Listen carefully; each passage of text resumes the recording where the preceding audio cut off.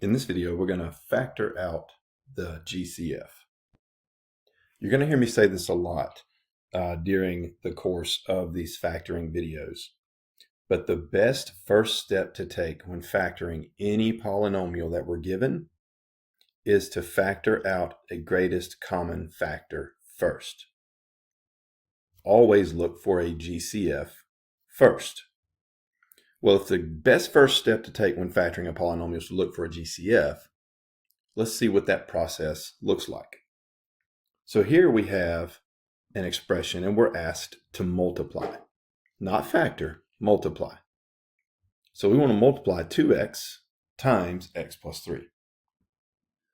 2x times x is 2x squared. And 2x times 3 is plus 6x. So we get 2x squared plus 6x when we multiply. Now remember, multiplying polynomials and factoring polynomials are opposite operations. In this example, I'm asking you to multiply 2x times x plus 3. And when we did that, we got 2x squared plus 6x. But now suppose I ask you to factor the 2x squared plus 6x. The process of factoring that expression should get us right back here where we started, because remember, the process of factoring is the process of finding the FOIL, or finding the distribution. Well, obviously, if we find the distribution of 2x squared plus 6x, it's going to be 2x times x plus 3. But how do we get there? Well, to get the 2x squared plus 6x, we multiplied the x by 2x, and we multiplied the 3 by 2x. So a good place to start to undo that process would be to divide both terms by 2x, since we multiplied both of them by 2x. So let's see what that does. If we divide 2x squared by 2x, the 2's divide out, and x squared over x just leaves us with x. Plus, divide the 6x by 2x, 6 over 2 is 3 over 1, and the x's divide out, so we're left with plus 3. So when we divide the 2x squared by 6x, we get x plus 3, which is exactly what we would expect to get. So we divided by 2x, and that 2x is what we call the greatest common factor, because 2x is the largest number that will evenly divide the 2x squared and the 6x. And that makes complete sense because we obviously multiplied the x and the 3 by the 2x to get the 2x squared and the 6x. So we would expect that 2x would evenly divide them, and it does. So during the process of factoring, we're going to factor that 2x back out of the 2x squared plus 6x. And when we do, we'll write the GCF outside of our parentheses. So we factored that greatest common factor of 2x back out of the 2x squared plus 6x, which means we just divided 2x squared and 6x by 2x. But when we did that, what did we have remaining? Well, in the first term, we had an x remaining, and in the second term, we had a 3 remaining. And so we would say that 2x times the sum x plus 3 is the factored form of 2x squared plus 6x. And to get there, we just divided the 2x squared and the 6x by the greatest common factor, which was 2x. So that's how we play out this process of factoring out the greatest common factor. We just look at our polynomial, find the greatest common factor of all of the terms in our polynomial, factor that out, and then write whatever is left over after we do our factorization in parentheses. Let's factor out the GCF from this polynomial. We've got 12y squared plus 20y. And again, when we're asked to factor out the GCF, we really want to find the distribution that created this 12y squared plus 20y. Well, let's first find the greatest common factor of 12y squared and 20y. Let's start with the coefficients, 12 and 20. What's the biggest number that you can think of that will evenly divide 12 and 20? 4, obviously, right? So 4 is the coefficient of our greatest common factor.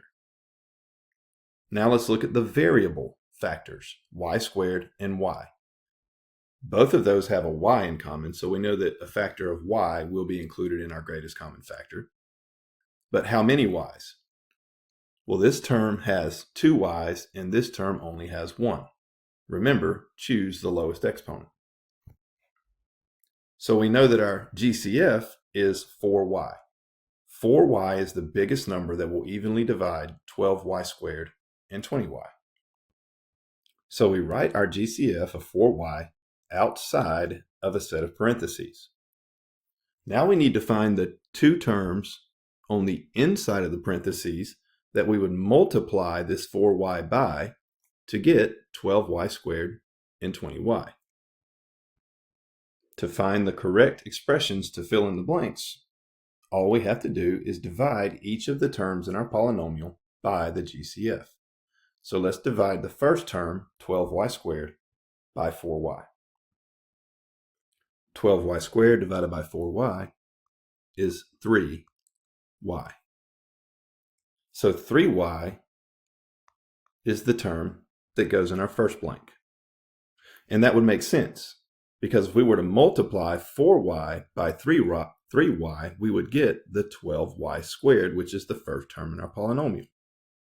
Now let's do the same thing to find the second blank. Let's divide 20y by 4y. 20y divided by 4y is 5.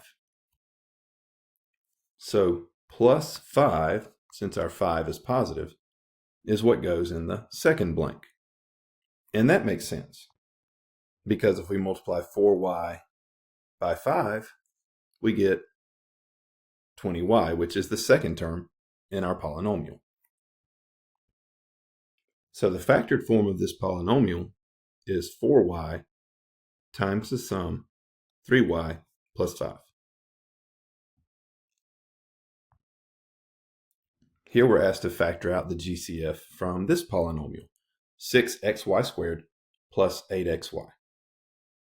Let's start by finding the GCF of these two terms.